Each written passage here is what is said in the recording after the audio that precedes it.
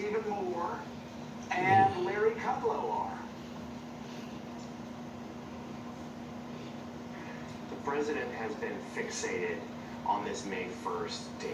Now, again, let's stress, it will be the governors themselves who actually lift stay-at-home orders, who are the ones who are going to reopen the economies in their states. But obviously, if the president announces, as we expect today, guidelines for the 50 states, that will give some governors feeling the cover they need to do so. We're expecting it'll be in a couple different categories. The president was expected to say that some states could go back May 1st, some even a little sooner. Others that are still hotspots would need to go later. But there's sort of recommendations that not everyone is, of course, expected to follow. And we are anticipating some real tension between the White House and some state houses across the country. But you're right, Joe. The president has convened his second council. We see that the task force headed by the vice president and Dr. Fauci and Dr. Birx are on there, and they appear before the media most days. And now he's set together this economic council, the one that's meant to help steer him reopen the country. You're right. When he announced some names of we're going to have to do it again. The other day, that was news to some of The those world who were involved. Who were fought against Hitler. the president said their names Donald Trump. in front of the news cameras. That motherfucker said, plain simple. A series of conference calls, rather unwieldy calls, with dozens and The dozens states or whatever in them there, they can't do nothing unless I say they can do it. That's what Trump said. It's like, I'm the president, that means that I control everything. How? That's what he said. I ain't what I can say behind that. We're not going to be able to do so until there is widespread testing. We What need is to that? guarantee our workers' safeties. We need to make sure they feel comfortable coming back Motherfucker, to work. if I said Not going to spread this disease jump, among their own family members. motherfucker, And you it gonna stressed also jump. for the need of more personal protective gear, saying that in certain industries, Before people are you not jump, going you to gonna feel say safe how to be high able to come to work every day.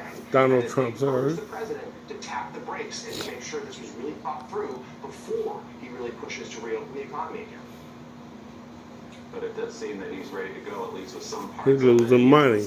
He a businessman. Are saying to the president, it's great to open up. He a businessman. He losing money. He losing all his shit. Going into restaurants, going back into their offices. So he gotta have the economy, everything open back up.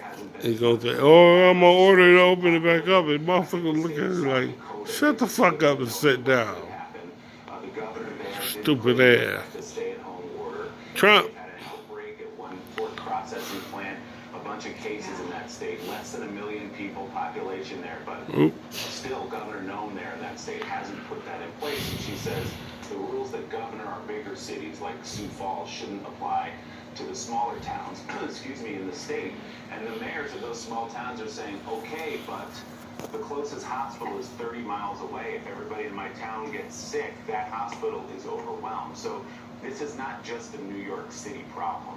And that is what you hear from public health officials, is that if you relax all the standards, if you relax all the guidelines, even in a place with a sparse population, you're setting yourself up for a problem. Amid the global pandemic and record unemployment, President Trump is now threatening to shut down Congress. We showed you the president's claims on Monday that he has total authority over the states. A quick reminder of that. What provision in the Constitution gives the president the power to open or close state economies? And then numerous provisions will give you a legal break if you will. There's been states that have closed, ordered schools closed. There's been states that have ordered businesses like restaurants and I let that happen because I would have preferred that. I let that happen. But if I wanted to, I could have closed it up. The President of the United States has the authority to do what the President has the authority to do, which is very powerful. The President of the United States calls the shots. They can't do anything without the approval of the President of the United States. When somebody's the President of the United States, the authority is total. And that's the way it's got to be. The authority is total. You said when someone is President of the United States, their authority is total. That is not true. Okay, so you know what we're going to do? We're going to write up papers on this. It's not going to be necessary because the governors need us one way or the other, because ultimately it comes with the federal government. That being said, we're getting along very well with the governors, and I feel very certain that there won't be a problem. Yeah, please, go Governor, ahead. has any governor agreed that you have the authority to decide when their state I haven't is asked going to go? anybody. But no one has- You know why? Because I don't have to. Go ahead, please. But who told you the president has the total authority? Enough. Please. The authority of the president is total. Total. Yeah. I mean, where, other than Liz Cheney and a few other Republicans, where We're following are the him, quote constitutionalists? and they'll have to look at that. And their children and grandchildren will look at them in history as those who followed him into a very bad direction, pushed him. Where you're speaking like a totalitarian leader, and they said nothing about it. Yeah. Yesterday, the president tried to flex that authoritarian impulse again, this time wanting to force Congress into a recess so he can use recess appointments to get his stalled nominees into senior positions and on the federal bench without Senate approval. The Constitution allows the president to adjourn Congress if House and Senate leaders can't agree on whether to adjourn. But that's not the case here. And no president has ever used that power. We have a tremendous number of people that have to come into government, and now more so than ever before because of the virus and the problem.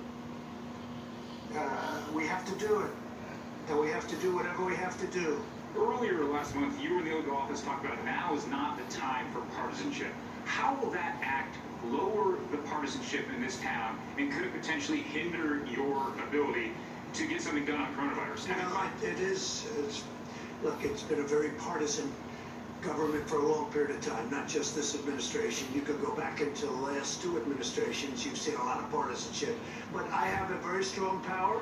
I'd rather not use that power, but we have way over 100 people that we very badly need in this administration that should have been approved a long time ago. And one of them is the head of Voice of America. If you look at what they're doing and what they're saying about our country, it's a disgrace, the people that are running that. We have somebody that's really good, really talented. He said, I have that power. I am that power. But I'm not going to use that power right now. It's more likely it'd be a waste of time of me using the power that I have. This motherfucker is off the hook. This motherfucker off the hook. This motherfucker is. Ooh, he talking shit. He like, motherfucker. Nigga, I'm taking this. What? Huh? Might well say Al Capone. Al Capone, you came back? Came back in Trump for the moment? This is shit. Woo-wee. That motherfucker's stupid. He's stupid. Trump's stupid. Wasting hours of her time. So much time. Hey, let's bring in another guy whose time was wasted yesterday, sitting through it. NBC News correspondent Hans Nichols. He wouldn't see it that way, but but anyway, you just saw him questioning the president. So the irony is so thick that this president is complaining about vacancies in his administration when he has purposefully had more acting secretaries than any president in our lifetime, and more vacancies by design, like Jared and the president at the beginning of this administration decided they were going to have as many vacancies as possible because they wanted to have all the power reside inside the White House. So why did the president decide yesterday to start complaining about vacancies, which he's really been a champion of for 3.5 years? Apparently the Voice of America, something tipped him off, a broadcast on the Voice of America that the president was unhappy with. He didn't think it was appropriately flattering. You always want to be careful when you're talking proximate causes with President Donald Trump because you don't know who spun him up, if there's something else going on there. But he went out of his way at several points to attack the Voice of America. He has a new director that he wants to put in and try to steer that in a different direction. You know, he talked about the Undersecretary of Agriculture for Food Safety. But what's interesting to me about this is that he chose this time to really escalate the temperature in Washington, D.C. He still needs Congress. Pelosi and Mnuchin are still trying to work out a deal on plussing up the small business loans, right? That's at $250, or they're going to need another $250 billion. So at the same time, the president is all but threatening to go to war with Congress. They need Congress for so many different things. I also think it's notable that when you look at President Donald Trump and Mitch McConnell, there hasn't been any daylight on so many issues, particularly with judges. There is going to be a yawning gap when you look at what McConnell's statement was. You know what? I just wasted too much more time on this bullshit.